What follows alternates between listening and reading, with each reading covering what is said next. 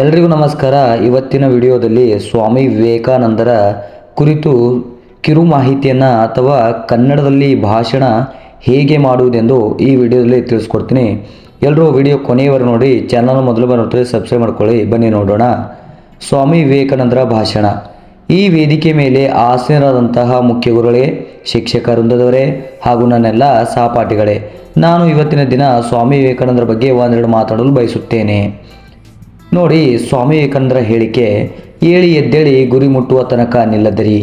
ಯುವಕರು ಹೇಡಿಗಳಾಗಬಾರದು. ನೀವು ಎಂದೂ ಪರಾವಲಂಬಿಗಳಲ್ಲ.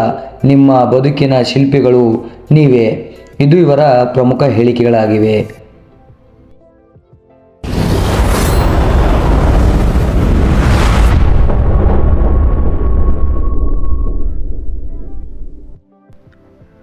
ಪ್ರಪಂಚದಾದ್ಯಂತ ಭಾರತದ ಹಿರಿಮೆಯನ್ನು ಹೆಚ್ಚಿಸಿದ ಕೆಲವು ಮಹಾನ್ ವ್ಯಕ್ತಿಗಳಲ್ಲಿ ಸ್ವಾಮಿ ವಿವೇಕಾನಂದರು ಕೂಡ ಒಬ್ಬರು.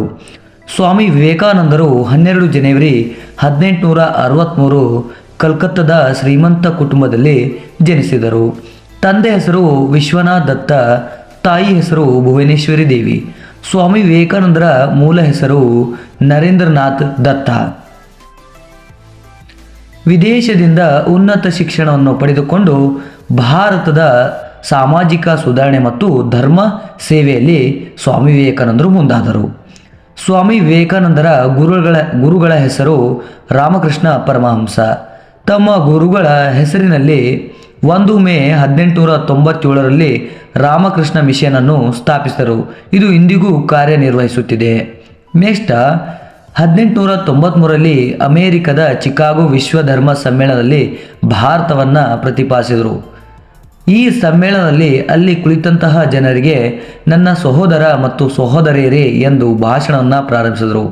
ಇದನ್ನು ಕೇಳಿದ ಅಲ್ಲಿನ ಜನರು ವಿವೇಕಾನಂದರಿಗೆ ಮನಸೋತರು. ಸ್ವಾಮಿ ವಿವೇಕಾನಂದರು ಮನುಕುಲದ ಸೇವೆಗಾಗಿ ಅನೇಕ ಕೊಡುಗೆಗಳನ್ನು ನೀಡಿದ್ದಾರೆ. ಭಾರತದ ನವ ಯುವಕರಿಗೆ ಇವರು ಆದರ್ಶ ಗುರುಗಳಾಗಿದ್ದಾರೆ. ಇದಕ್ಕಾಗಿ ಸ್ವಾಮಿ ವಿವೇಕಾನಂದರ ಜನ್ಮದಿನವನ್ನು ಪ್ರತಿ ವರ್ಷ 12 ಜನವರಿರಂದು ರಾಷ್ಟ್ರೀಯ ಯುವ ದಿನವೆಂದು ಆಚರಿಸಲಾಗುತ್ತದೆ.